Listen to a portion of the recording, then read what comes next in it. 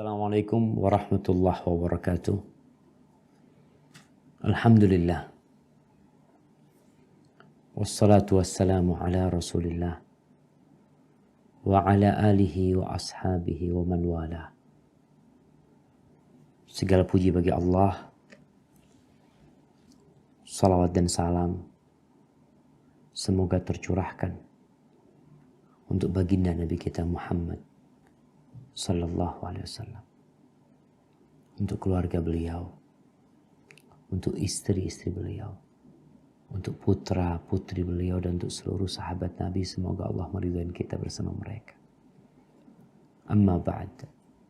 Ahibati fillah. Terkadang banyak manusia yang lalai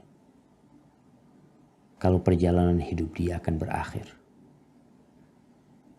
Tidak sedikit dari kita yang terbuai dengan angan-angan yang panjang, sehingga tujuan hidup dia yang sebenarnya dia lupakan.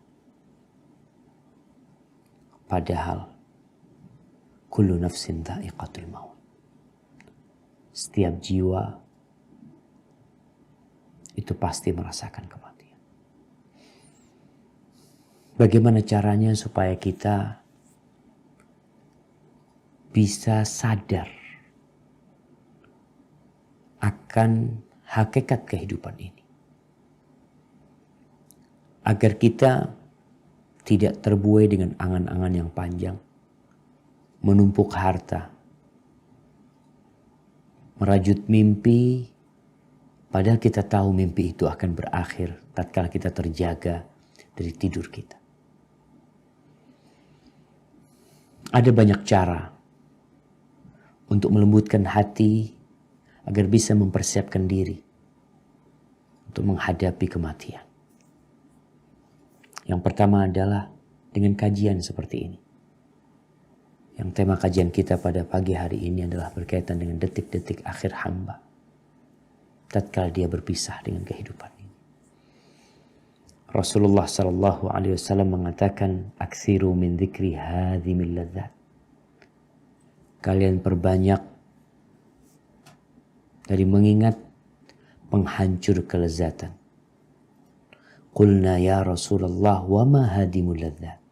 Apa yang menghancurkan kelezatan itu? Qala al-maut.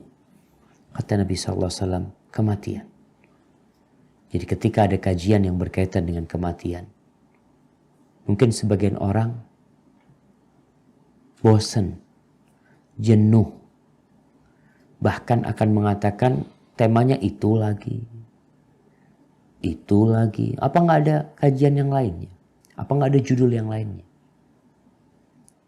Ketika kita memperbanyak kajian tentang kematian, atau yang berkaitan dengan setelah kematian atau sebelum kematian, atau dengan hari kebangkitan, sejatinya kita sedang melaksanakan perintah Nabi SAW untuk memperbanyak.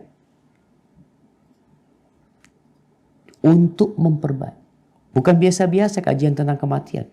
Jadi perlu diperbanyak. Karena apa? Karena inilah yang akan memutuskan segala kelezatan hidup ini. Kalau kita nggak siap-siap, untuk yang sesudahnya kita akan merana dan sengsara. Maka bentar lagi kita akan mengkaji tentang detik-detik akhir hamba.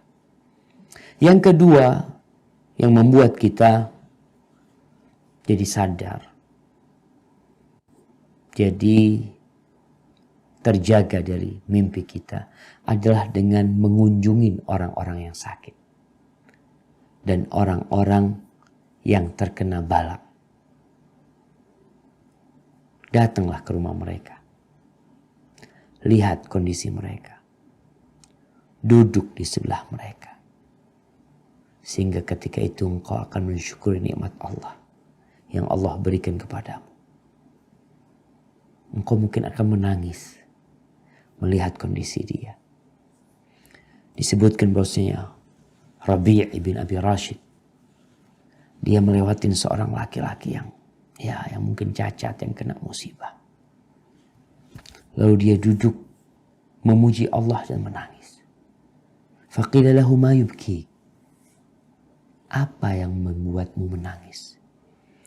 Dzakartu ahlal jannah wa ahlan nar.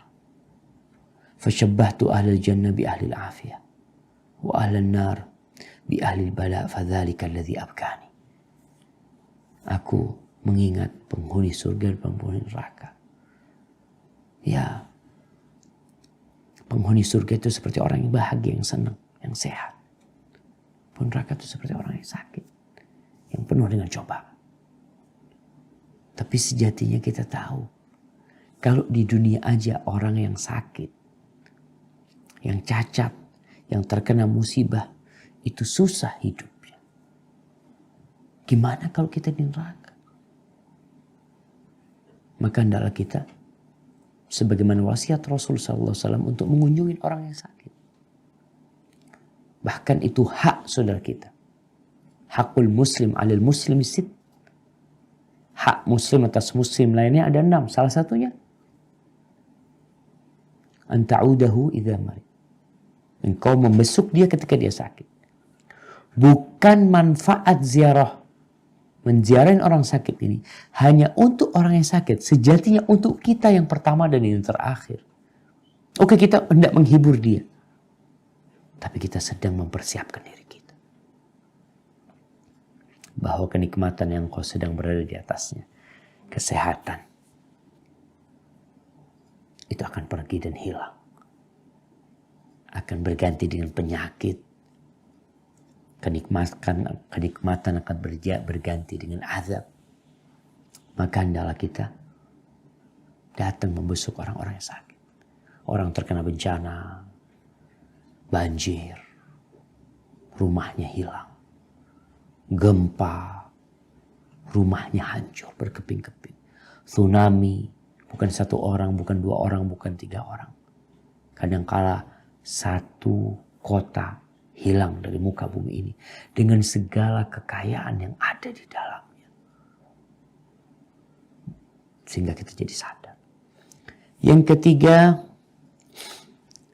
adalah menyaksikan orang yang sedang naza.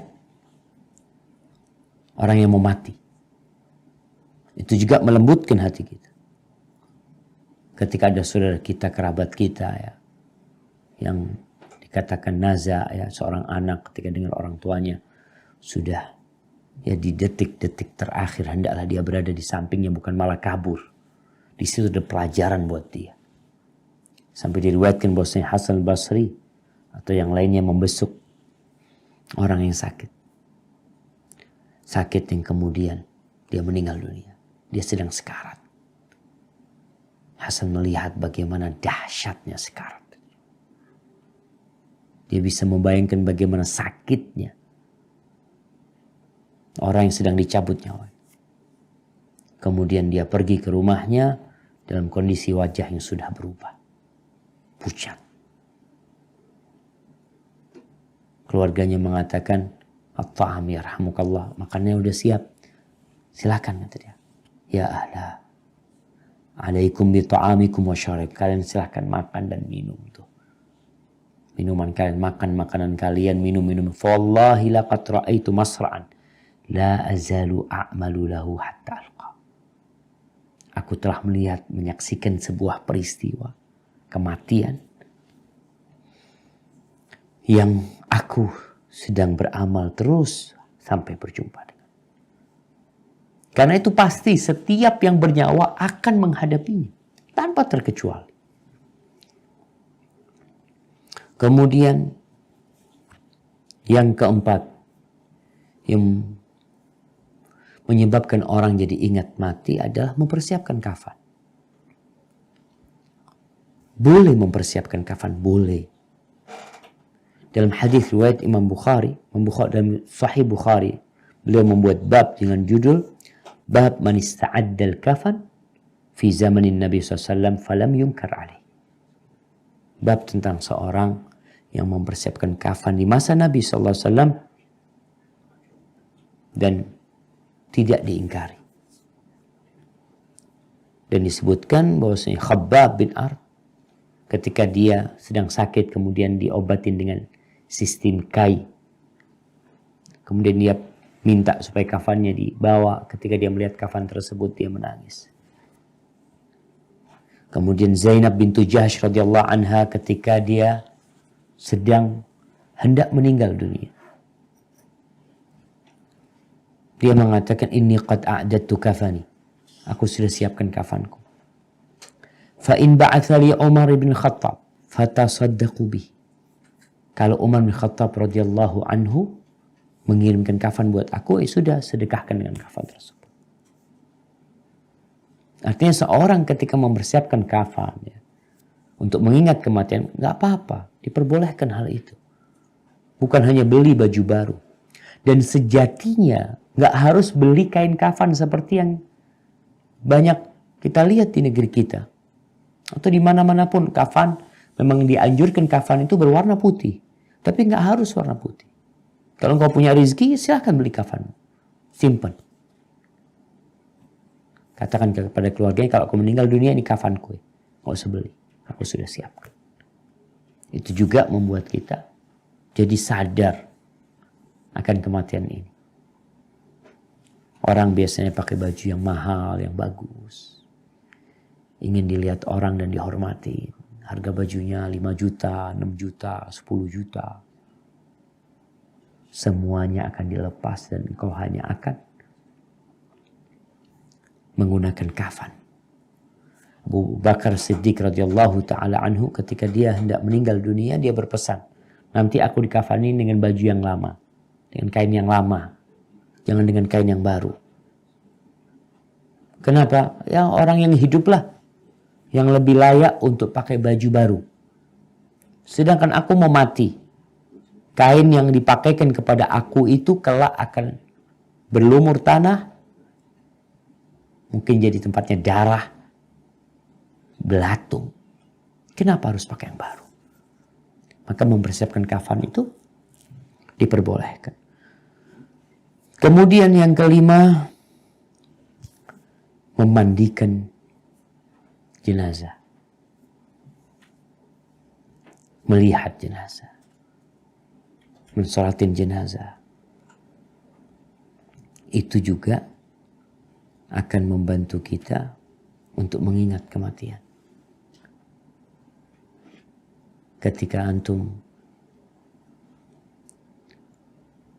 mendengar ada saudara yang meninggal dunia, usahakan antum datang melihat dia. Lihat ke wajahnya. Yang kemarin masih bisa tersenyum. Yang kemarin masih bisa memandang. Yang kemarin masih segar bugar. Engkau sekarang melihat dia kaku, terbujur, dingin, tidak bisa berkomunikasi. Tidak ada sesuatu pun dari perhiasan yang melengket di tubuhnya. Sudah selesai dia mati. Maka ini membantu kita untuk mengingat kematian dan melembutkan hati kita. Yang keenam adalah ziarah kubur.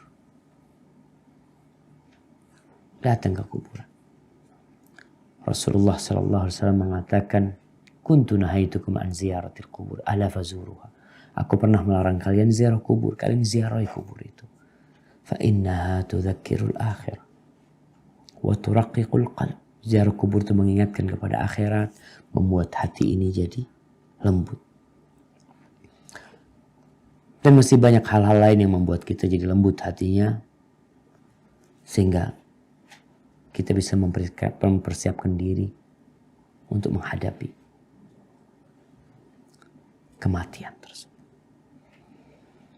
Adapun dengan kajian kita pada pagi hari ini, detik-detik terakhir seorang hamba, sekarat.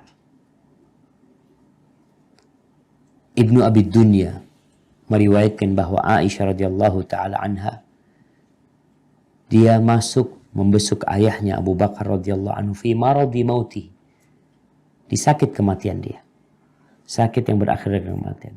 Falamma thaqula alaihi tamatsalat biqauli syair. Ketika dilihat bapaknya menghadapi sesuatu yang berat sekali. Aisyah menyebutkan beberapa bait syair. Dia mengatakan, la amruka ma yughni sara'u 'anil fata. Dia mengatakan, apa gunanya kekayaan buat seorang pemuda? Idza hasyrajat yawman wa dhaqa biha sadr. Kalau sekarat dan nyawa sudah mendekat untuk dicabut, hatinya menjadi sempit, apa gunanya harta? Apa gunanya? Abu Bakar Siddiq radhiyallahu ta'ala anhu mengatakan, dia menyingkap wajahnya lalu berkata kepada Aisyah, laisa kadza, bukan seperti itu Aisyah. Walakin quli, tapi katakan seperti firman Allah, waja'at sakratul mauti bil haqq. Dzalika ma kunta minhu tahid. Dan datang sekarat maut. Sekarat kematian itu dengan benar. Itu yang selama ini engkau tunggu. Itu yang selama ini engkau mau kabur darinya. Enggak melarikan diri darinya. Wallahi jamaah. Kita tuh berusaha untuk melarikan diri dari kematian. Iya. Ketika orang sakit, dia berusaha untuk cari dokter yang paling hebat. Ketika dokter mengatakan ini harus dibawa ke Surabaya, dari Jember umpamanya. Bawa ke Surabaya. Mungkin sebagian mengatakan, Ustadz kita kan berusaha. Berusaha untuk apa? Untuk kesembuhan. Nah, supaya nggak mati. Supaya orang ini tidak mati. Supaya ringan rasa sakitnya. Ketika dia teriak-teriak, dibawa ke Surabaya. Dokter mengatakan nggak bisa, angkat tangan. Harus dibawa ke Penang mungkin, ke Malaysia. Dibawa ke Malaysia, terbang ke sana, berobat di sana, berhari-hari di sana. Diinfakkan harta yang banyak demi orang ini nggak mati. Supaya sehat. Ada yang pulang sehat. Alhamdulillah. Tapi tetap kematian akan mendatangi dia. Banyak orang lari dari kematian. Ucapan ana ini bukan berarti kita tidak boleh berobat, dianjurkan berobat. Tapi harus ada dalam diri kita prinsip bahwa kita bakal mati. Dokter nggak bisa nyembuhin, nggak bisa dokter nyembuhin. Dokternya sendiri mati. Yang bikin obat mati. Yang jualan obat mati. Subhanallah.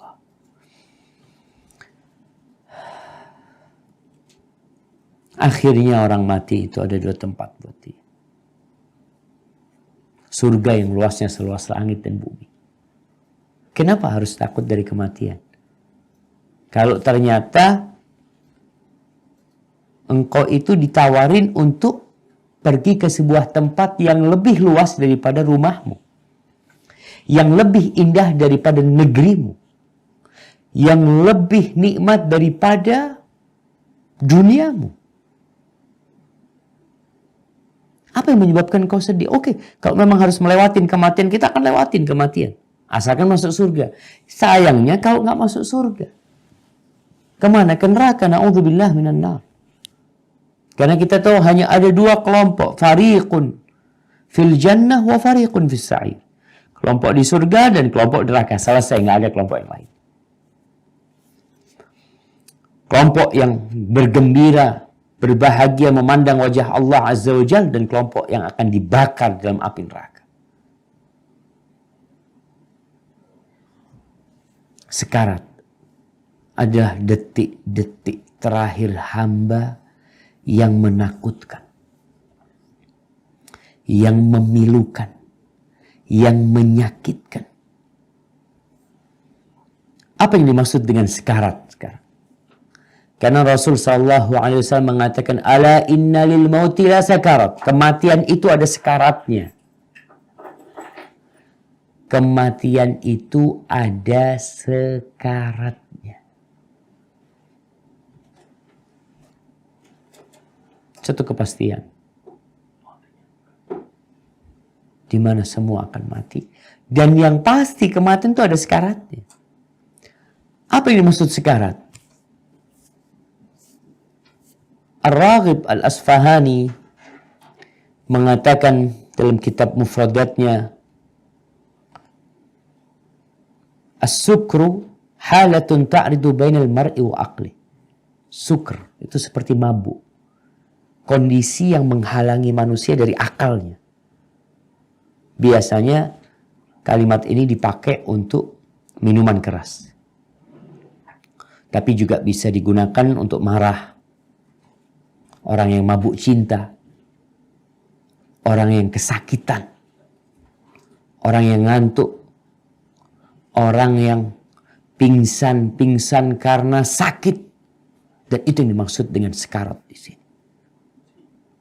Rasulullah SAW sampai pingsan, menahan sakit. Beliau berkeringat,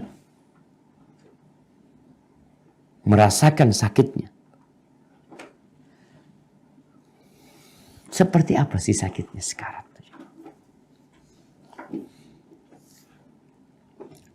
Seorang penulis menyebutkannya, kalau antara hamba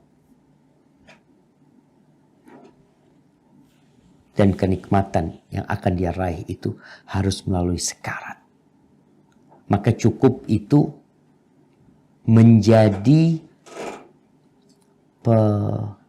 penyeimbang hidup dia. Seimbang gimana? Ketika dia berpikir rasa sakitnya orang yang sekarat itu, maka dia akan mempersiapkan diri. Kenapa Nabi SAW menyuruh kita mengingat kematian? Bukan hanya kematiannya yang pasti tiba, juga rasa sakit yang akan menimpa hamba ketika dia sekarat. Ketika nyawa itu dicabut. Kalau ada seorang yang sedang berada di tempat yang paling indah, di hadapannya ada berbagai macam makanan yang lezat, didampingin oleh orang-orang yang mencintai dia, tapi dikatakan kepada dia, kamu ini sedang menunggu. Nunggu siapa? Ada orang yang mau datang ke sini yang bawa pedang, yang dia akan motong-motong kau jadi 5 potong. Kira-kira orang yang sedang dalam kenikmatan ini dapat informasi seperti itu. Tuh, sedang datang dalam perjalanan dia. Bisakah dia menikmatin kelezatan yang ada di hadapan dia? Bisakah dia santai, tertawa, tersenyum dalam penantian dia menghadapi orang yang akan memotong-motong dia jadi 5 potong? Nggak bisa, jemaah. Makanya Rasul SAW mengatakan, "Lau ta'lamuna ma a'lam la dhahiktum qalilan wa la bakaitum katsiran wa la ma taladzattum bin nisa'i 'ala al-furush." Kalau kalian tahu apa yang aku ketahui, niscaya kalian akan sedikit tertawa, banyak menangis. Kalian nggak akan bisa bernikmat-nikmat di atas ranjang. Ketika ingat itu, orang nggak akan bisa bernikmat-nikmat di atas ranjang. Orang tuh lupa sehingga bisa menikmati makanan tersebut. Kalau dikatakan bentar lagi ini datang, orang akan motong-motong badanmu. Gimana dengan sakarat maut? Sakarat ketika naza, ketika dicabut itu nyawa, yang semua yang bernyawa akan merasakan. Dan sekarat itu lebih dahsyat daripada pukulan pedang, daripada digergaji dalam kondisi hidup. Kalau ada orang dipotong-potong tangannya, nggak dicabut nyawanya nih, dipotong-potong nyawanya, nyawanya, potong-potong tangannya dengan gergaji. Ketika gergaji itu sampai ke tulangnya, kemudian terus sampai ke sumsumnya, kemudian terpotong tangannya, darah mengucur. Dia akan teriak-teriak sakit. Ketika digunting-gunting kulitnya, dia akan teriak menangis. Bagaimana dengan sekarat, jemaah? Tapi kok nggak seperti orang yang kesakitan, Ustaz, orang yang sekarat? Kata siapa? Orang kalau tangannya dipotong-potong, dia teriak-teriak karena masih ada kekuatan di jantung dia, ada kekuatan di lisan dia yang dia bisa dengannya mengungkapkan rasa sakit dia. Tapi ketika orang dicabut nyawanya, nggak punya kemampuan dia untuk berteriak. Jantungnya melemah, lisannya lemes. Bukan dia nggak sakit, dia sakit. Cuma karena nggak punya kemampuan, nggak seperti orang yang hanya sebagian tubuhnya. Sebagian tubuhnya aja dia teriak-teriak. Sedangkan ketika nyawa dicabut itu dicabut dari semua urat, jemaah. Semua saraf. Jadi rasa sakit semua saraf itu dirasakan. Bukan hanya tangan. Hanya saja dia tidak bisa mengungkapkan rasa sakit. Rasulullah Sallallahu Alaihi Wasallam merasakan detik-detik terakhir dari kehidupan beliau. Diriwayatkan oleh Bukhari dari hadis Aisyah radhiyallahu anha, dia berkata, Inna Rasulullah Sallallahu Alaihi Wasallam kana baina yadayhi raqwatun atau ulbatun fiha ma'. Rasul Sallallahu Alaihi Wasallam ketika itu sedang berbaring. Di depan beliau ada satu wadah air dari kayu atau dari kulit. Faja'ala yudkhilu yadahu fil ma' fayamsahu biha wajhahu. Nabi SAW memasukkan tangannya ke dalam air itu, kemudian beliau mengusap wajahnya dengan air tersebut. Wa yaqul, dan beliau berkata, La ilaha illallah inna lil mauti sakarat. Thumma nasaba yadahu faja'ala yaqul fir rafiqil a'la, fir rafiqil a'la. Beliau mengatakan tiada yang berhak disembah kecuali Allah Azza wa Jalla. Sesungguhnya kematian itu ada sekaratnya, ada sakitnya. Itu Nabi alaihi salatu wassalam. Kemudian beliau menunjukkan tangannya mengatakan fir rafiqil a'la, artinya beliau hendak meninggal bergabung dengan orang-orang makhluk-makhluk yang indah yang berada di atas sana. Dan diriwayatkan Imam Bukhari juga dari Aisyah radhiyallahu taala anha. Dia berkata, mata Rasulullah sallallahu alaihi wasallam wa innahu baina haqinati wa dhaqinati. Rasulullah sallallahu alaihi wasallam meninggal dunia berada di pangkuanku, di antara dagunya dan perutnya, atau pangkuannya Aisyah. Ada di situ Nabi sallallahu alaihi wasallam. Fala akrahu shiddatal maut li ahadin ba'da Rasulillah sallallahu alaihi wasallam. Aku enggak lagi membenci beratnya kematian untuk seorang pun setelah Rasulullah SAW. Artinya Aisyah melihat bagaimana beratnya, dahsyatnya ketika Nabi SAW dicabut nyawanya. Itu Nabi SAW. Bagaimana dengan orang biasa? Maka Aisyah, sudah. Kalau orang harus sekarat, aku sendiri melihat Nabi SAW sekarat. Dalam sahih juga ketika Nabi SAW sedang naza, sedang datang kepada beliau sakitnya sekarat itu. Di situ ada Fatimah binti Muhammadin radhiyallahu taala anha. Fatimah mengatakan, wa karba abatah. Aduh, betapa susahnya ayahanda, betapa sulitnya, betapa menyedihkannya wahai ayahanda. Faqala sallallahu alaihi wasallam, la karba ala abika ba'dal yawm. Enggak ada lagi kesusahan, enggak ada lagi kegundahan atas ayahmu setelah hari ini. Ini terakhir sudah, selesai. Memang harus dilewati. Maka di riwayat lain Rasulullah sallallahu alaihi wasallam mengatakan kepada Fatimah, ya bunayya, innahu qad hadara bi abika ma laysa Allah bitarikin minhu ahadan li muwafati yaumil qiyamah. Wahai ananda, telah hadir kepada bapakmu sesuatu yang tidak bakal meninggalkan seorang pun. Itu wajib hadir. Untuk disempurnakan kelak pahala baginya pada hari kiamat. Satu hal yang pasti. Mungkin ada yang bertanya, apa hikmah diberatkannya kematian itu atas para nabi? Kenapa? Sedangkan kita kadangkala, ya,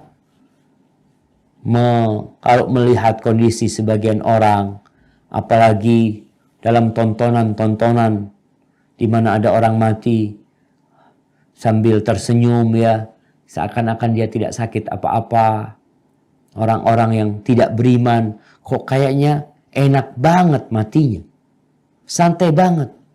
Nggak ada rasa sakit. Di sini Al-Imam Al-Qurtubi menyebutkan tentang hikmah kenapa para nabi Allah Azza wa Jal kasih cobaan yang berat buat mereka ketika kematian itu datang. Hikmah yang pertama adalah menyempurnakan keutamaan mereka.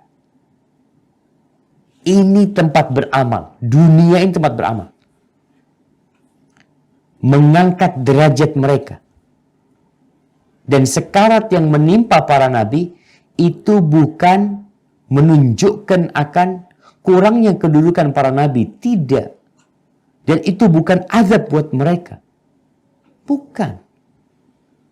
Ini sejenis dengan sabda Nabi SAW yang diriwayatkan oleh Imam Tirmidzi dan Ibnu Majah bahwa Nabi SAW mengatakan inna asyaddan nasi bala'an al-anbiya thumma al-amthalu fal-amthal. Sesungguhnya manusia yang paling dahsyat cobaannya itu para nabi.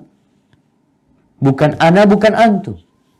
Itu para nabi. Thumma al-amthal fal-amthal. Kemudian orang yang mirip dengan mereka, yang lebih mirip sama mereka dalam kesolehannya, dalam ketaatannya, itu akan mendapatkan cobaan yang berat, yang gak main-main. Maka para nabi ketika meninggal dunia dikasih seperti itu. Itu yang pertama. Adapun yang kedua, apa hikmah yang kedua? Imam Qurtubi menyebutkan ayya'rifal khalqu miqdara alamil maut wa annahu batil. Agar manusia mengetahui kadar pedihnya kematian, bahwa sakitnya kematian itu sakit dalam, bukan luar. Sakit dalamnya. Itu kematian. وَقَدْ يَطَّلِعُ الْإِنسَانُ عَلَى بَعْدِ الْمَوْتَى فَلَا يَرَى عَلَيْهِ حَرَكَةً وَلَا قَلَقًا. Karena kadang-kadang sebagian orang melihat ada orang mati, nampaknya dia biasa-biasa aja, nggak ada pergerakan, nggak ada kebingungan. وَيَرَى سُهُولَةَ خُرُوجِ الرُّوحِ. Kemudian dia melihat seakan mudah sekali keluarnya ruh. Tahu-tahu mati orang ini. فَيَظُنُّ سُهُولَةَ أَمْرِ الْمَوْتِ. Kemudian muncullah persangkaan bahwa mati itu mudah. Wala ya'rif mal mayyitu fi. Dan dia nggak tahu gimana kondisi mayit yang sebenarnya ini. Ada orang yang mati dalam kondisi tidur. Oh, enak banget ya kalau mati tidur nggak sakit. Kata siapa nggak sakit? Makanya sakitnya itu batin. Sakitnya itu di dalam. Bukan sakit biasa, jemaah. Sehingga yang kita lihat zahirnya itu, yang kadangkala sepertinya tidak ada sakit sama sekali, tetap dia akan merasakan sakit. Dari mana tahu? Rasulullah SAW. Maka ini hikmah yang kita petik. Agar kita mempersiapkan diri untuk menghadapi kematian. Nggak main-main kematian itu sakitnya. Sebagian orang mengatakan, aduh ahsan mati. Sakitmu sekarang dibandingkan dengan sakitnya kalau engkau mati, itu lebih parah ketika engkau mati. Maka ketika semua urat itu dicabut, ruh itu yang ada di tubuh kita dikeluarkan dari tubuh kita. Kemudian dikatakan falamma dzakara al-anbiya as-sadiquna fi khabarihim shiddata alami ma'a karamatihim 'ala Allah wa tahwinihi ala ba'dihim qata al-khalqu bi syiddatil maut alladhi yuqasihi al-mayyit mutlaqan. Ketika para nabi yang mereka jujur, mereka menyampaikan dalam informasi mereka tentang dahsyatnya, pedihnya kematian tersebut, padahal mereka adalah makhluk yang dimuliakan oleh Allah Azza wa Jalla, yang terkadang terlihat orang lain kok kayaknya ringan buat dia, atau sebagai nabi memang Allah ringankan, tapi sejatinya secara umum manusia akan menetapkan bahwasanya setiap mayit akan merasakan dahsyatnya kematian tersebut. Kalau mungkin sebagian tadi kelihatannya kok kayaknya ringan-ringan aja ya, Nabi SAW menceritakan bahwasanya kematian itu ada sekarat. Dan beliau pingsan-pingsan. Ma khala syahid, kecuali orang yang mati syahid, yang dibunuh oleh orang kafir dalam peperangan.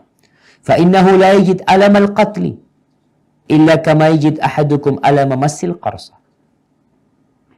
Orang yang mati syahid yang dibunuh oleh orang kafir, dia tidak merasakan sakitnya itu pedang yang menebas dia, kecuali seperti sakitnya orang yang digigit semut. Ada sakitnya, sebagaimana dalam hadis yang sahih. Jadi itu hikmah, jangan dianggap remeh kematian. Makanya supaya kita semakin beriman, ketika ada orang naza ya, sakit keras, coba di sebelahnya. Engkau akan rasakan bagaimana nyawa itu dicabut.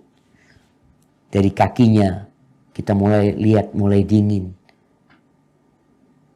Kemudian lututnya, kemudian dadanya, kemudian nyawa itu lewat, habis. Apakah perjalanan nyawa itu lewat? Itu dengan mudah. Ada sakit. Kalau orang yang soleh seperti para nabi dan hamba-hamba yang soleh tetap merasakan, bagaimana dengan orang yang zalim? Bagaimana dengan pelaku dosa? Allah Azza wa Jalla menceritakan di surat Al-An'am ayat 93. Coba dibaca. Surah Al-An'am ayat 93.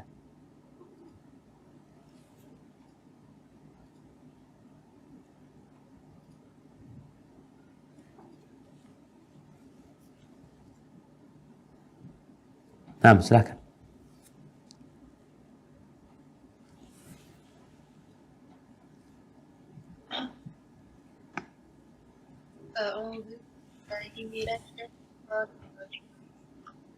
ومن أظلم ممن افترى على الله كذبا أو قال أوحي إلي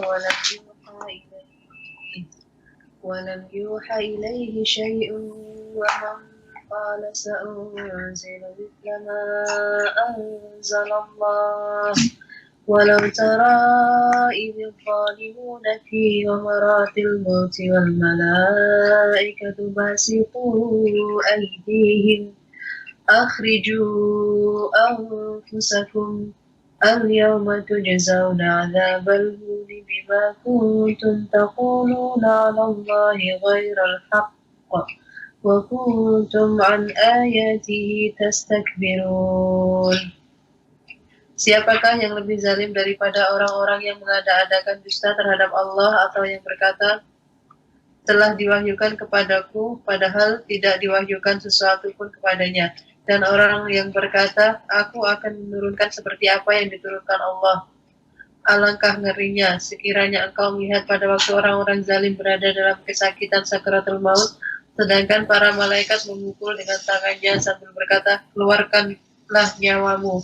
Pada hari ini kamu akan dibalas dengan azab yang sangat menghinakan, karena kamu mengatakan terhadap Allah perkataan yang tidak benar, dan karena kamu menyombongkan diri terhadap ayat-ayatnya. Barakallahu fikum. Itu kondisi orang-orang kafir, orang-orang fajir. Ketika hendak dicabut nyawanya. Ketika mereka dalam tekanan-tekanan sakaratul maut. Malaikat itu memukul mereka dengan tangan mereka. Pukulin akhriju anfusakum. Keluarkan nyawamu. Dia nggak mau. Artinya ruhnya itu lari ke seluruh uratnya. Berpegangan. Ketika mau dikeluarkan, dia berpegangan dengan urat-urat yang berada di tubuhnya. Sehingga dia dipukulin. Kenapa dia melakukan? Karena dia diberikan kabar akan disiksa. Akan masuk neraka. Akan berangkat menuju murka Allah Azza wa Jal. Yang menyebabkan dia tidak mau untuk itu. Maka terpaksa dipukulin. Sehingga dia keluar. Sekali lagi, ini bicara sakit batin. Karena nanti kalau kita ngeliat nggak dipukulin kok Ustaz. Nggak diapa-apain. Orang kafir mati di rumah sakit. Ada seorang dokter mungkin, seorang perawat yang seringkali melihat ada orang-orang kafir mati di tempat dia biasa-biasa aja. Ini sakitnya batin. Sakit dalam. Tadi yang kita sebutkan. Nabi SAW merasakan sakaratul maut.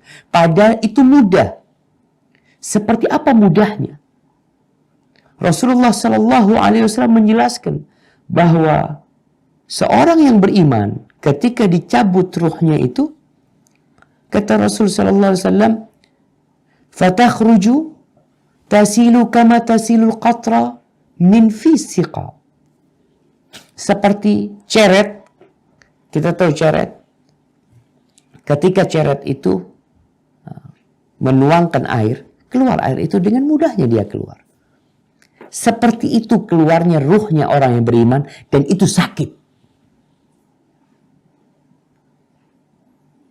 Mereka dikasih kabar gembira. Kenapa mau keluar dalam kondisi sakit? Karena dikatakan ya ayyatuhan nafsut thayyibah ukhruji ila maghfiratin minallahi wa ridwan. Engkau keluarlah menuju ampunan Allah, menuju keridhaan Allah Azza wa Jalla, sehingga nyawa itu keluar tapi tetap sakit. Nabi SAW merasakannya. Dikasih kabar gembira. Keluar. Maka dia mau keluar. Sedangkan orang kafir tadi dia nggak mau keluar. Maka dia dipukulin. Sehingga dia keluar dengan terpaksa. Dikatakan kepada dia. Al-yawm tujzawna adzabal hun. Hari ini engkau akan dibalas dengan siksaan yang sangat menghinakan.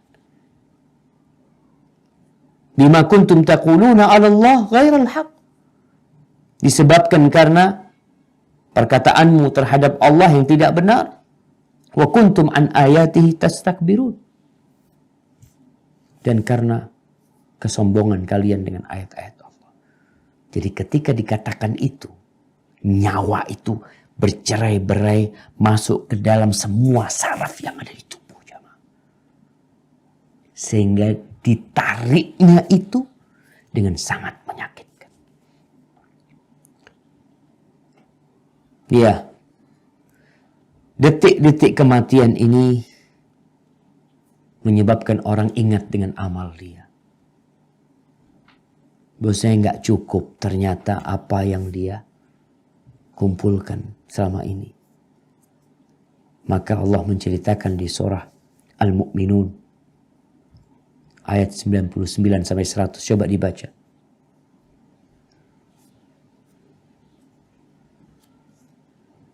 Al-Mu'minun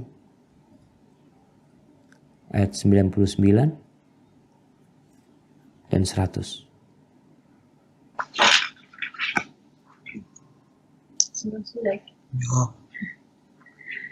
A'udzu billahi minasy syaithanir rajim. Hatta idza jaa ahaduhumul maut qala rabbi irji'un la'anni a'malu salihan fima taraktu kalla innaha kalimatun huwa qailuha wa min waraihim barzakhun ila yaumi yub'atsun. Demikianlah keadaan orang-orang kafir itu hingga apabila datang kematian kepada seseorang dari mereka, dia berkata, wahai Tuhanku, kembalikanlah aku ke dunia, agar aku dapat berbuat kebajikan yang telah aku tinggalkan. Sekali-kali tidak, sungguh itu adalah dalih yang diucapkannya saja. Dan di hadapan mereka ada barzakh sampai pada hari mereka dibangkitkan. Nah, itu yang diinginkan mereka. Ketika kematian tiba kepada mereka, dalam kondisi mereka penuh dengan kesakitan yang dirasakan, mereka ingin dibalikin. Udah balikin. Hatta idza jaa ahadahumul maut. Qala rabbi rji'un. Balikin aku ya Allah. Balikin aku ya Allah. Artinya dalam proses nyawa itu dicabut. Keluar dari tubuhnya dia ingin dibalikin. Apa yang dia inginkan? Satu. La'alli a'malu salihan fima taraktu. Agar aku berbuat amal soleh terhadap yang telah aku tinggalkan. Mungkin dia meninggalkan harta, mungkin meninggalkan apa. Dia ingin beramal soleh dengan yang dia miliki. Ternyata usaha dia selama ini bertahun-tahun gak ada gunanya. Dan kita tahu, sebanyak apapun harta manusia, itu tidak bisa menolak malakul maut. Seorang memiliki harta 1.000 triliun. Dia memiliki bala tentara. Dia membangun benteng yang kokoh. Dengan harapan dia tidak mati, nggak bisa. Akan datang malakul maut. Kullu nafsin dha'iqatul maut. Semua yang bernyawa pasti merasakan kematian. Dan ini yang diingatkan agar orang itu sadar. Kematian itu pasti tiba. Maka sebelum kita merasakan kematian tersebut, ya persiapkan diri. Nggak ada orang balik setelah mati. Ada orang mengatakan, oh dia balik dari kematian, ada mati suri mungkin istilahnya. Berarti dia belum mati memang. Seperti orang yang koma. Dia belum mati. Kalau sudah mati dia nggak bisa balik. Dikatakan, kalla innaha kalimatun huwa qailuha wa min wara'ihim barzakhun ila yaumi yub'atsun. Ada barzah, ada dinding yang nggak mungkin balik. Jadi nggak ada istilah roh gentayangan. Masih bisa balik ke dunia. Masih bisa balik ke keluarganya. Masih bisa gangguin orang. Nggak ada. Allah sebutkan ada dinding pembatas yang nggak mungkin mereka bisa balik ke alam dunia. Sampai kapan? Sampai hari kebangkitan.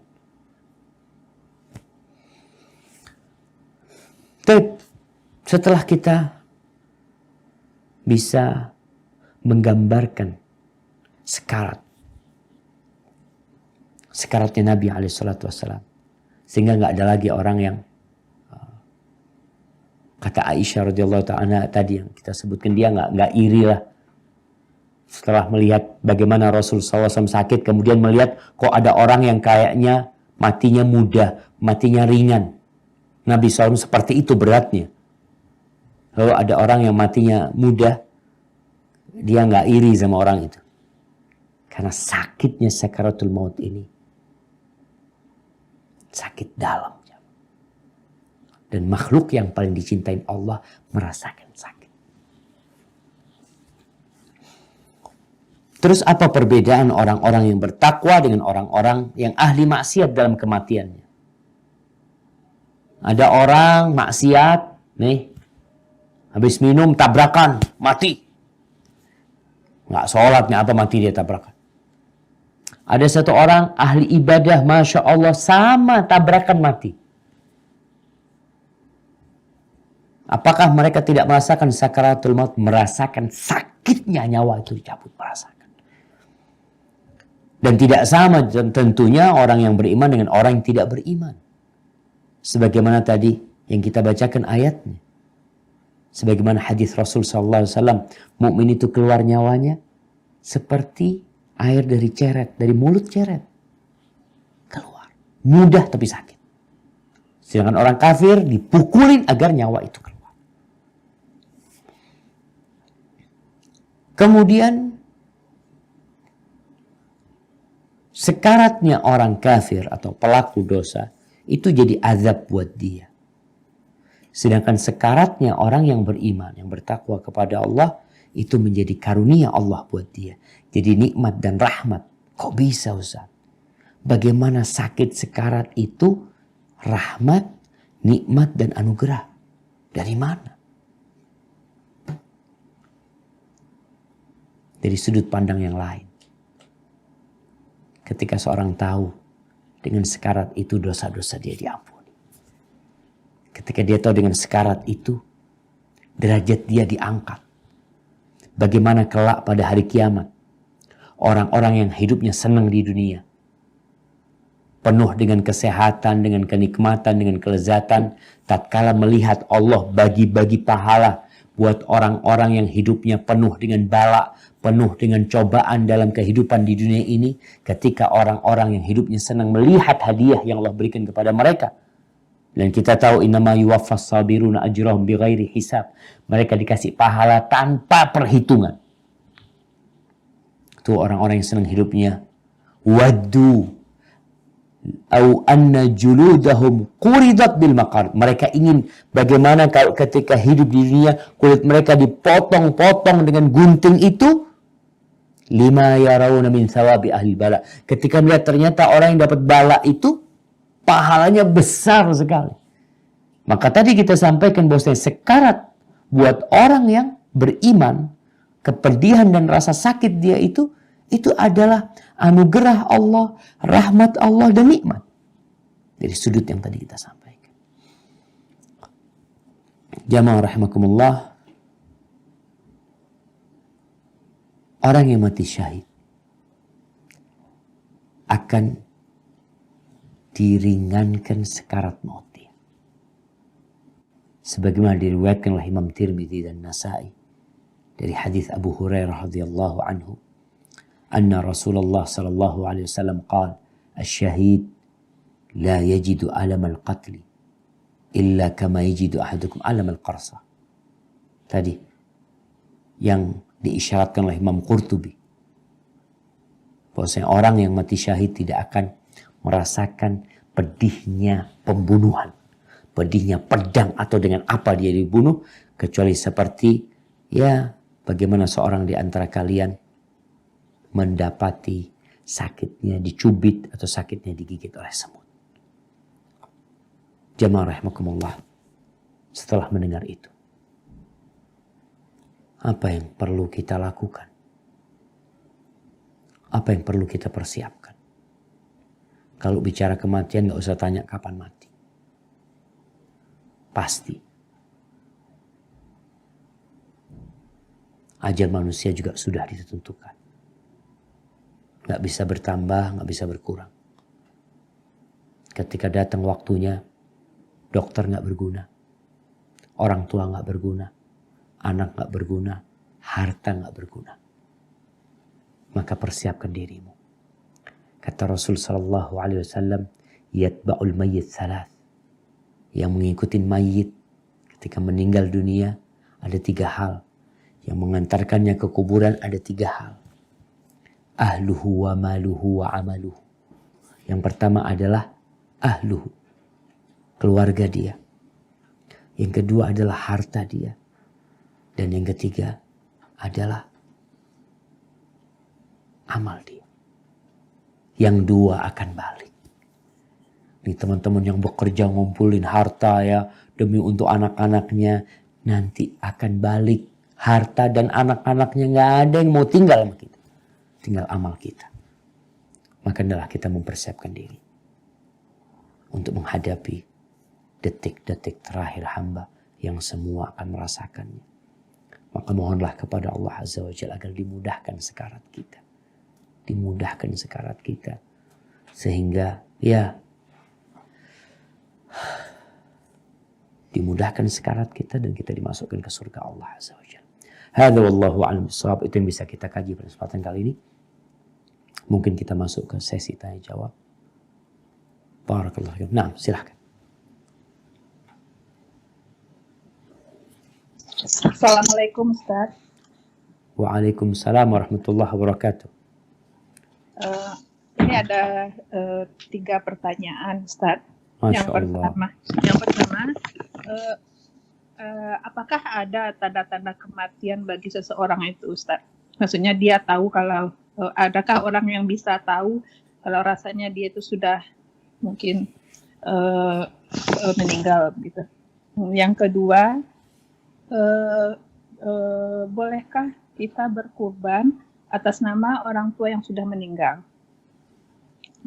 Dan yang ketiga itu kalau kita niat kurban, ikut kurban tapi sapi, yang satu sapi itu untuk 7 orang, itu apakah kita bisa niatkan kita ikut satu tapi kita niatkan untuk satu keluarga? Demikian Ustaz. Jazakallah khair. Assalamualaikum warahmatullahi wabarakatuh. Waalaikumsalam warahmatullahi wabarakatuh. Baik, barakallahu fiik. Berkaitan dengan pertanyaan yang pertama, apakah orang bisa tahu tanda-tanda kematiannya kalau dia mau mati gitu ya? Ada banyak mungkin penjelasan atau hadis-hadis dhaif yang mengatakan orang itu akan tahu nanti 40 hari seperti sebelum mati seperti ini, nanti 30 hari seperti ini dan seperti itu. Macam-macam, tapi sebenarnya nggak ada yang tahu. Karena Allah Azza wa Jal telah mengatakan, wa ma tadri nafsun bi ayyi ardin tamut. Allah katakan di surat Luqman, dan tidak ada satupun jiwa yang tahu di bumi mana dia mati. Dia nggak ada yang tahu. Apalagi kapan dia mati. Mungkin dia merasakan kok kayaknya anak ya sudah mau berakhir ya hidupnya. Kemudian dia mungkin berwasiat. Ya. Seperti Sa'ad bin Abi Waqqas. Sa'ad bin Abi Waqqas ini pernah ketika Fathu Makkah insyaAllah. Dia itu sakit parah. Kemudian dia dibesuk oleh Nabi SAW. Dan Sa'ad mengatakan kepada Rasul SAW, ya Rasulullah, aku nih udah mau mati nih kayaknya nih. Dan aku tidak punya anak kecuali perempuan satu. Gimana menurutmu kalau semua hartaku aku sedekahkan? Lalu Nabi SAW melarang Sa'ad melakukan itu. Itu Sa'ad cuma punya anak satu perempuan. Ternyata saat itu,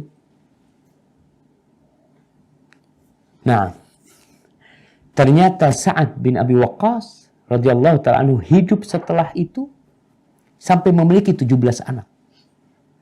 Aceh nggak tahu kapan orang itu akan mati. Tanda-tanda kematian itu, wallahu a'lam. Maka itu sebuah rahasia yang hanya dimiliki oleh Allah Azza wa Jalla. Adapun kita yang perlu kita lakukan ya kadang-kala kita merasa kok kayaknya abah sudah mau meninggal dunia. Kadang-kala anaknya mati, abahnya masih hidup. Dilihat sakit parah seakan-akan mau mati, ternyata dia nggak mati-mati. Jadi tanda-tanda yang disebutkan di beberapa broadcast ya, kadang disebutkan 40 hari sebelum kematian akan seperti ini, seperti itu. Yang anak ketahui tidak ada dalil yang sahih. Dan berkaitan dengan tinggal 2 pertanyaan, nanti kita akan jawab 2 pertanyaan yang tadi ditanyakan setelah pertanyaan dari jamaah yang lain insyaAllah. Nah, silahkan. Iya, kami dari Brisbane. Barakallahu fiik Ustaz. Wa fiik wa barak. Nah. Kemarin itu ada video yang menasihatkan ada 3 hal yang tidak bisa lepas dari kehidupan keluarga muslim. Yang pertama, membaca Al-Quran 1 halaman secara bergantian, satu dari masing-masing keluarga tersebut. Yang kedua, membaca 1 hadis dari Rasul. Yang ketiga, beristighfar 100 kali sehari. Tanpa menyebutkan kekhususan waktu atau tempat, apakah hal ini termasuk hal yang bid'ah, seperti kasus Abdullah ibnu Mas'ud yang menemukan sekumpulan orang berzikir di masjid? Nah. Jazakallah khairan. Terus yang berikutnya, yang kedua. Assalamualaikum. Waalaikumsalam warahmatullahi wabarakatuh. Saya mau bertanya apakah ada yang kita bisa lakukan supaya kita dimudahkan untuk mengucapkan kalimat tauhid pada akhir ayat kita? Nah, barakallahu fikum. Baik, berkaitan dengan yang pertama ya. Tentang 3 hal yang dilakukan seorang muslim. Artinya seorang muslim itu kalau bicara mau punya program harian dia, silakan dia bikin program harian. Dia mau punya program harian, yang pertama katanya kita keluarga ini satu hari satu halaman. Untuk setiap keluarga kita anjurkan untuk membaca satu halaman. Tanpa kita tentukan waktunya kapan, tapi ingin tiap hari kita punya target satu halaman. Nggak ada masalah sebenarnya. Kita baca seperti itu. Hadis Nabi juga seperti itu. Kita punya target gimana tiap hari satu hadis. Jadi yang penting jamaah, kalau kita bicara target seperti itu, jangan memberatkan. Jangan memberatkan. Rasul SAW mengatakan khairul amali adwamuhu wa in qalla. Sebaik-baiknya amalan yang berkesinambungan walaupun sedikit. Jadi kalau tadi kita mau baca tiap hari satu hadis, artinya ini hanya sebuah saran agar orang bisa dapat ilmu, agar orang bisa semakin dekat sama Allah Azza wa Jal dengan baca Quran, ya. Satu halaman. Kalau bisa bukan satu halaman, malah satu juz. Karena Rasul SAW menganjurkan untuk menghatamkan Quran tiap bulan. Berarti satu hari satu juz. Tapi kalau nggak bisa, ya sudah turun satu halaman, atau turun dari setengah juz, atau turun lagi, jadi berapa. Jadi yang penting, kalau kita mau punya program seperti itu, yang mampu kita lakukan. Rasul SAW memberikan solusi kepada Abdullah bin Amr bin As untuk membaca Al-Quranul Karim dalam 7 hari. Kemudian paling sedikit 3 harilah orang itu hatam Quran. Ini paling maksimal. Kalau kurang dari 3 hari, kadang-kala orang nggak bisa memahami isi Al-Quranul Karim. Berkaitan dengan satu hadis, silahkan. Kemudian istighfar 100 kali, itu minimal. Rasul SAW itu sehari istighfar 100 kali. Artinya bukan berarti kalau kurang itu kita nggak boleh atau lebih nggak boleh, tapi paling enggak mi'ata marrah kita mengamalkan sunnah Nabi Muhammad SAW. Adapun berkaitan dengan pertanyaan apabila kematian tiba, bagaimana supaya kita bisa terus mengatakan la ilaha illallah? Karena Rasulullah SAW mengatakan man kana akhiru kalamihi la ilaha illallah dakhala al-jannah. Kata Nabi SAW, barang siapa yang akhir ucapannya adalah la ilaha illallah, niscaya dia akan masuk surga. Gimana supaya kita bisa mengatakan la ilaha illallah? Maka tauhid yang perlu kita tekankan dalam diri kita. Jadi ucapan la ilaha illallah, ada orang-orang munafik juga mengatakan la ilaha illallah. Tapi yang membedakan adalah keyakinan dia dengan la ilaha illallah itu sendiri. Syarat-syarat la ilaha illallah, rukun la ilaha, dia penuhin. Dia baca la ilaha illallah, dia rutinkan, dia jauhkan diri dari kesyirikan. Kemudian dia minta sama Allah husnul khatimah. Dan di akhir hayatnya yang penuh dengan ujian, kadang-kala sampai sakit, jangan tinggalkan sholat. Karena banyak orang-orang yang sakit, di rumah sakit, yang sakit sudah akut, sudah parah, akhirnya nggak sholat dia. Sehingga pernah Anda sampaikan, Anda dapat informasi, ada seorang bagian rohani, bimbingan rohani dan mental di rumah sakit. Dia mengatakan dari 1.000 orang yang meninggal dunia di rumah sakit selama beberapa tahun itu, mungkin hanya 30% yang bisa mengatakan la ilaha illallah. Atau afwannya jadi lupa. Ya mungkin sekitar itu. Yang bisa mengatakan la ilaha illallah. Kenapa? Karena banyak di antara mereka yang berhenti beribadah ketika sakit. Hadza wallahu a'lam bissawab.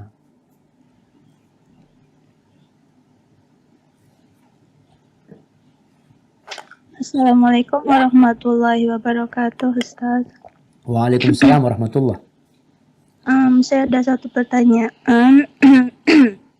Pertanyaannya adalah apakah benar penampakan azab kubur itu nyata? Misalkan untuk orang yang soleh, ketika kita periksa lagi kuburnya untuk dipindahkan, dia akan tetap utuh dan wangi. Dan sebaliknya untuk orang yang zalim atau suka berbuat maksiat, ketika kita lihat kembali keadaan jenazahnya ketika akan dipindahkan, itu dia seperti yang sudah dipukuli atau seperti itu rusak.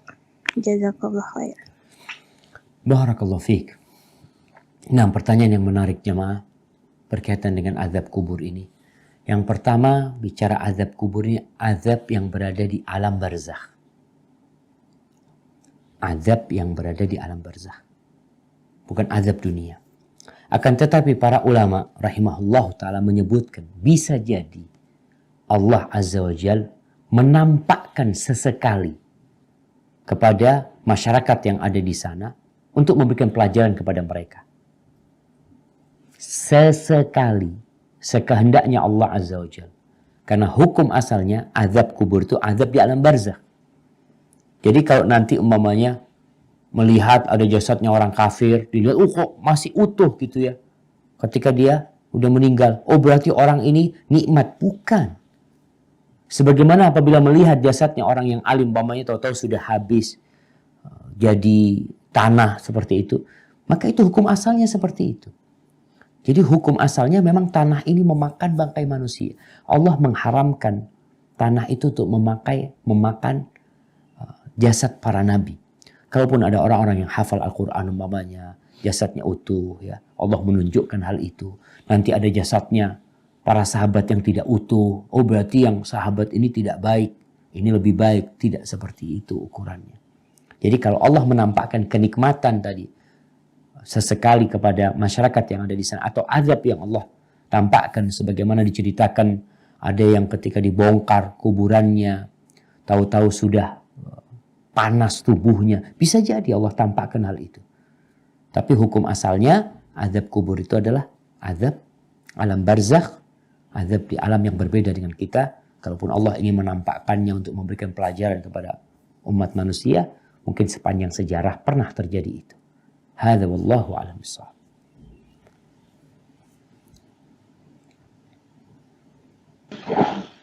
Bismillah. Assalamualaikum Ustaz. Waalaikumsalam warahmatullahi.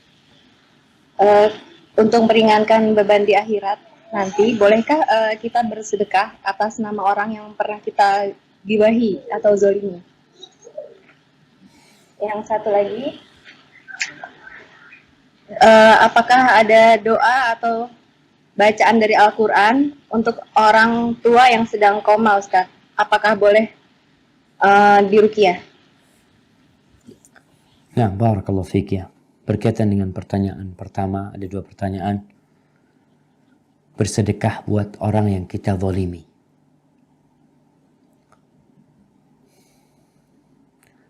Nanti ketika di padang mahsyar, Allah akan tegakkan keadilan di sana. Orang yang pernah kita zalimi, orang yang kita ghibain, atau apapun yang kita lakukan kepada orang-orang tersebut, kelak dia kalau tidak memaafkan di dunia, dia akan menuntut kepada kita pada hari akhir nanti. Bagaimana pada hari akhir itu? Nggak ada uang. Nggak ada harta yang kita bawa. Maka di dunia kita bisa menebus dosa-dosa tersebut dengan cara yang pertama mendoakan orang tersebut. Doakan terus orang tersebut. Kemudian kita mau bersedekah buat orang tersebut, nggak apa-apa. Sehingga sedekah ini nanti ini kan jadi amalan kita yang bisa menebus nanti ketika dia menuntut kepada kita atas apa yang kita lakukan. Maka kebaikan ini yang akan menjadikan orang tersebut tidak lagi menuntut sama kita. Ataupun kalau dia tetap menuntut kepada kita, kita sudah siapkan pahala guna untuk menebus kesalahan kita tersebut. Dan ini termasuk orang yang cerdas ketika dia memikirkan.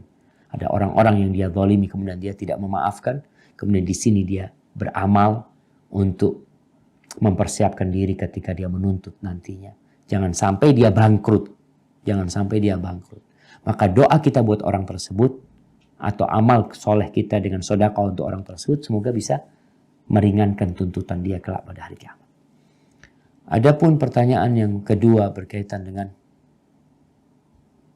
apa jemaah? Orang yang koma. Bacaan buat orang yang koma. Sejatinya orang koma itu orang sedang sakit. Sehingga bicara apa yang kita bacakan, ya kita bacakan ayat-ayat ruqyah. Kita bacakan Al-Quran di sisinya. Ya. Karena terkadang orang koma itu bisa merespon orang yang ada di sekitarnya. Tapi dia nggak bisa terjaga. Sampai ada yang diceritakan dia bisa ketika datang keluarganya, dia meneteskan air mata ya. Ketika dia dengar suara, cuma dia ya, masih belum bisa menjawabnya.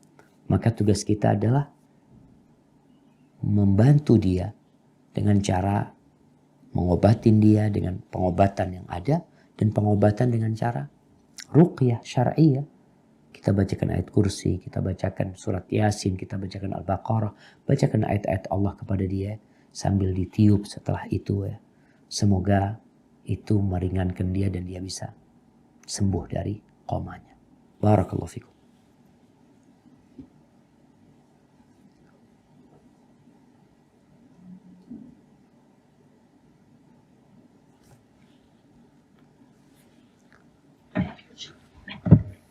Fadhal. Assalamualaikum Ustadz. Waalaikumsalam warahmatullahi wabarakatuh. Iya, ada pertanyaan di luar tema nih Ustadz. Nah, Ya, saya mau tanya tentang haji karena ada teman yang mau berangkat haji. Pertanyaannya, setelah tawaf apakah yang boleh melepaskan ihram tapi dilarang berhubungan suami istri? Mohon penjelasannya Ustadz. Assalamualaikum. waalaikumsalam warahmatullahi wabarakatuh. Jadi tawafnya jemaah haji ini ada tawaf rukun haji yang dikenal dengan tawaful ifadah. Tawaf al-ifadah. Ketika jemaah haji berangkat dari Mina menuju ke Arafah untuk wukuf di Arafah. Setelah wukuf dari Arafah, dia bermalam di Muzdalifah. Setelah bermalam di Muzdalifah, kemudian dia menuju ke Mina untuk melempar jumrah dan memotong kurbannya. Ketika dia sudah melempar jumrah dan memotong kurbannya, dia ketika itu boleh tahallul. Dia potong rambutnya, kemudian dia pakai baju biasa, tapi dia tidak boleh menghubungi istrinya. Kapan baru boleh menghubungi istrinya? Ketika menyelesaikan tawaful ifadah. Ketika dia berangkat dari Mina menuju ke Mekah, tawaf ifadah, maka selesai. Ketika itu dia halal total. Tapi kalau selesai melempar jumrah, dia hanya halal untuk memakai pakaian, larangan-larangan ihram itu boleh dia lakukan kecuali tadi, yaitu menghubungi istrinya. Jadi dia boleh menghubungi istrinya setelah melaksanakan tawaful ifadah. Ini buat jemaah haji. Tapi yang umrah, yang hajinya tamattu, ketika dia selesai melaksanakan umrah, dia pakai baju biasa, halal dia mendatangi istrinya sampai dia pakai ihram lagi untuk melaksanakan haji pada tanggal 8 Dzulhijjah. Seperti itu, wallahu a'lam bishawab. Nah.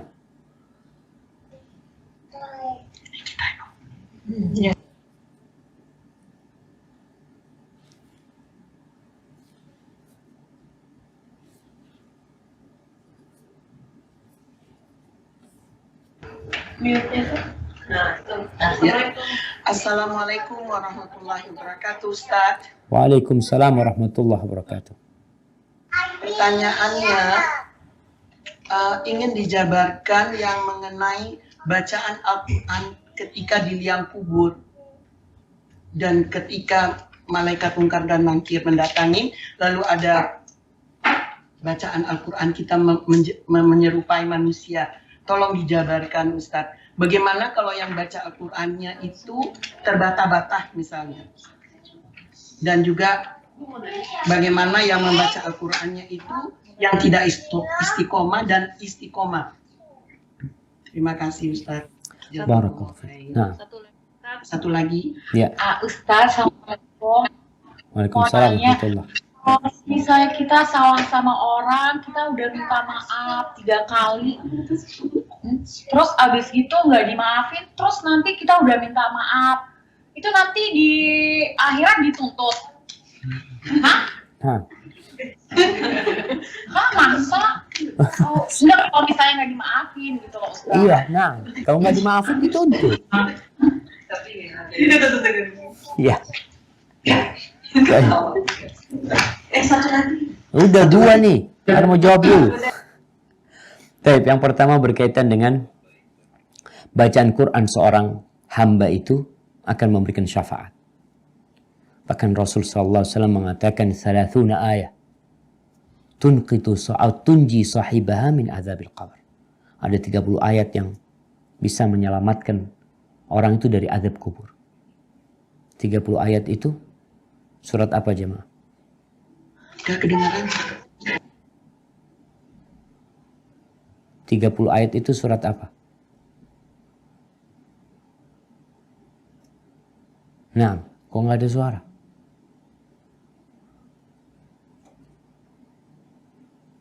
Baik. 30 ayat itu suratul Mulk. Surat Al-Mulk. Jadi bacaan Quran seorang hamba itu, khususnya ada surat-surat tertentu tadi seperti suratul Mulk, itu akan menyelamatkan hamba dari azab kubur. Ketika dia di dalam kubur, sebelum kelak akan memberikan syafaat kepada dia ketika dia melewatin sirat kemudian menuju ke surga Allah Azza wa Jalla. Baik. Bagaimana dengan orang yang bacaannya terbata-bata? Bacaannya nggak istiqomah. Allah Azza wa Jal akan memberikan balasan itu sesuai dengan kelelahan hamba beramal. Jadi orang yang membaca lancar itu ma'as safaratil kiramil bararah. Dia akan bersama malaikat-malaikat ya, yang baik-baik. Orang yang baca susah bacaan. Dia terbata-bata tapi dia sabar merasakan kesulitan tersebut, maka dia akan dapat 2 pahala. Jadi syafaat yang akan diberikan oleh Al-Quran yang kita baca kepada orang yang membacanya itu sesuai dengan bacaan dia. Dan Allah Maha Tahu. Artinya yang membaca 5 ayat gak sama dengan yang membaca 10 ayat. Yang membaca 100 ayat gak sama dengan yang membaca 200 ayat. Kemudian kalau mungkin bicara jumlah, mudah bagi kita untuk mengatakannya beda yang 10 sama 20 ayat. Tapi kalau bicara tentang keikhlasan, itu hanya Allah yang tahu. Bisa jadi ada orang yang lancar baca Al-Quranul Karim, bahkan menjadi imam. Bahkan orang-orang takjub dengan suaranya, menangis ketika mendengar bacaannya, bisa jadi dia berada di dalam api neraka ketika dia melakukan itu riya. Maka yang penting bagi kita adalah bagaimana kita ikhlas membaca Al-Quranul Karim. Walaupun sedikit, tapi istiqamah dalam membacanya. Adapun berkaitan dengan bagaimana orang yang kita sakiti, kita zalimi, kemudian kita minta maaf sama dia, kemudian dia tidak memaafkan kita, ya udah. Kita tetap berusaha untuk minta maaf sama dia. Kalau bisa kita sogok dia. Kita kasih hadiah, kasih apa supaya dia memaafkan kita. Kalau dia tetap tidak memaafkan, ya sudah. Engkau bersiap diri untuk menghadapi dia pada hari kiamat. Di padang mahsyar. Tapi satu sisi, kau kan udah minta maaf. Namun orang itu tidak memaafkan. Karena syarat taubat, kalau sama Allah itu hanya 3. Yang pertama, menyesali. Yang kedua, meninggalkan. Yang ketiga, berazam untuk tidak mengulangi. Yang keempat, ini yang berkaitan dengan manusia. Yaitu kita perlu minta maaf sama dia, minta dihalalkan sama dia. Tapi kalau dia tidak memaafkan, ya sudah pada hari kiamat persiapkan amalan untuk menebus dia. Dengan cara apa? Tadi, dengan cara mendoakan dia, ya, membantu dia. Apa yang bisa kita lakukan supaya pada hari kiamat tuntutan dia itu kita sudah punya sesuatu yang kita bisa bayarkan sama dia. Dan Allah Azza wa Jalla Maha Tahu kalau kita sudah menyesal dan ya sudah ingin menyelesaikan urusan tersebut, tapi pihak sana tidak mau memaafkan kita. Tapi yang jelas semua akan ditegakkan keadilan buat dia, jemaah. Sampai kambing yang bertanduk, ketika di dunia dia menanduk kambing yang tidak bertanduk, itu nanti akan ditegakkan kisos pada hari kiamat. Hadza wallahu a'lam bissawab.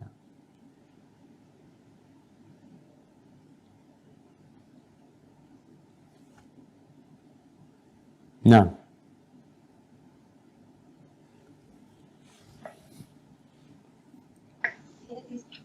Assalamualaikum Ustaz. Waalaikumsalam warahmatullahi wabarakatuh. Seperti yang Ustaz bilang tadi, hatta Rasulullah SAW sakaratul mautnya pun merasakan sakit. Yang saya mau tanyakan, kenapa para mujahid banyak sekali yang senyum, terus ya seringlah kita lihat video sakaratul mautnya senyum. Apakah itu artinya ada amalan baik tertentu yang bisa memudahkan proses sakaratul maut? Kemudian yang kedua, Ustadz. Nah. Ya, yang kedua Ustadz, saya mau tanya, kan saya punya halati Ustadz, halati saya itu umurnya udah 83 tahun dan dia itu kadang-kadang suka lupa, katanya udah sholat, padahal belum sholat, dan dia itu sering, emang lagi sakit, lumayan keras Ustadz. Dia itu sering kelihatan katanya didatengin 2 orang, terus didatengin abi saya yang udah meninggal, terus katanya kadang ada anak-anak. Apakah itu tanda-tanda dia mau meninggalkan dunia ini Ustadz? Jazakallahu khairan Ustadz. Barakallahu fiik ya. Ya, berkaitan dengan pertanyaan yang pertama, orang yang mati syahid. Tadi kita sampaikan bahwasanya orang yang mati syahid, dia diringankan sakaraat mautnya itu hanya seperti gigitan semut atau seperti orang dicubit. Dia merasakan sakaratul maut. Namun yang ana ingin sampaikan, tekankan lagi, sakitnya sakaratul maut ini sakit dalam. Jadi kalau nanti kita melihat, di video, ada orang kafir mati tersenyum. Seakan-akan dia mati tersenyum. Kok kayaknya tidak sakit apa-apa. Ini kita perlu kembalikan kepada sabda Nabi SAW bahwasanya kematian itu punya sekarang. Adapun amalan apa yang menyebabkan kita jadi ringan sakaratul maut? Ya berdoa, minta sama Allah Azza wa Jalla. Beramal soleh. Jadi orang itu semakin baik insya Allah akan semakin dimudahkan. Tapi tetap akan merasakan sakit. Kecuali orang yang mati syahid yang memang dikhususkan. Seperti yang disebutkan oleh Nabi Muhammad SAW dalam hadis riwayat Tirmidzi tadi. Adapun pertanyaan kedua berkaitan dengan ya seorang yang sudah sepuh ya, yang mungkin sudah kadang-kala lupa, kadang-kala dia belum sholat ngomong udah sholat ya, udah mulai pikun dia. Kadang-kala dia mungkin merasa didatangi 2 orang, didatangi oleh kakaknya, didatangi oleh orang-orang yang seakan-akan memang menunjukkan dia mau mati. Bisa jadi, kita nggak tahu. Karena alam arwah ini, alam yang ilmu bagi kita yang diberikan hanya sedikit. Qulir ruhu min amri rabbi. Jadi bisa jadi dia berjumpa dengan orang yang sudah meninggal dunia di alam arwah sana, dalam mimpi dia, dan menandakan dia kalau dia mau mati. Tapi itu bukan berarti orang itu tahu kapan dia mau mati. Dia nggak tahu kapan dia mau mati. Karena itu termasuk ilmu gaib yang diketahui oleh Allah Azza wa Jalla. Tapi tugas kita adalah mempersiapkan diri. Jadi kalau tadi ngelihat orang sepuh ini kok sudah seperti itu, tolong ibadahnya dijaga. Kalau dia memang sudah pikun, ya sudah, ketika dia ingat, kita ingatkan dia untuk beribadah. Ketika dia lupa, ya dia nggak wajib beribadah ketika itu karena memang akalnya tidak bersama dia. Hadza wallahu a'lam bissawab. Nah.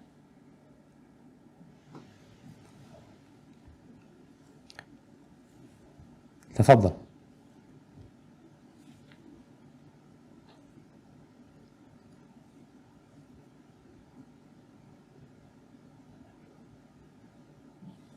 Apa Ustaz? Tadi Adlit kan ada pertanyaan yang belum dijawab itu Ustaz. Siap, yang 2 tadi ya. Tadi ada pertanyaan, 2 pertanyaan. Ini menjadi pertanyaan terakhir ya buat perjumpaan kita. Yang berkaitan, bolehkah kita berkorban untuk orang yang meninggal dunia? Diperbolehkan. Berkorban untuk orang yang meninggal dunia, di mana Rasul Sallallahu Alaihi Wasallam membolehkan kita bersedekah untuk orang tua kita yang sudah meninggal dunia. Maka diperbolehkan pula kita ibadah harta ini untuk orang yang meninggal dunia, tapi jangan lupa kita berkorban untuk diri kita sendiri juga.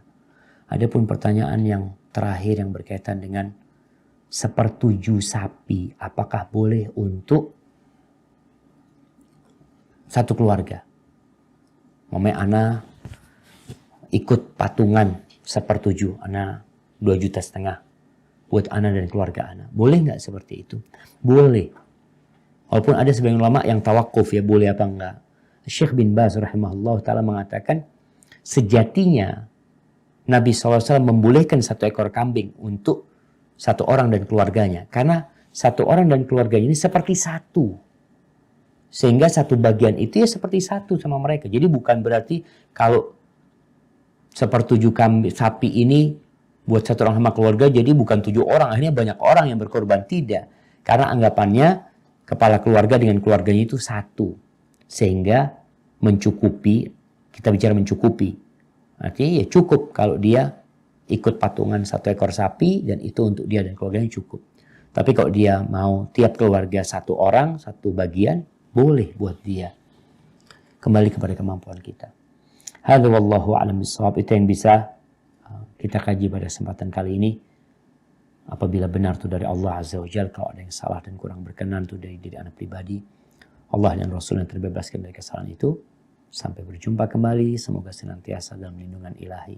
Wassalamualaikum warahmatullahi wabarakatuh.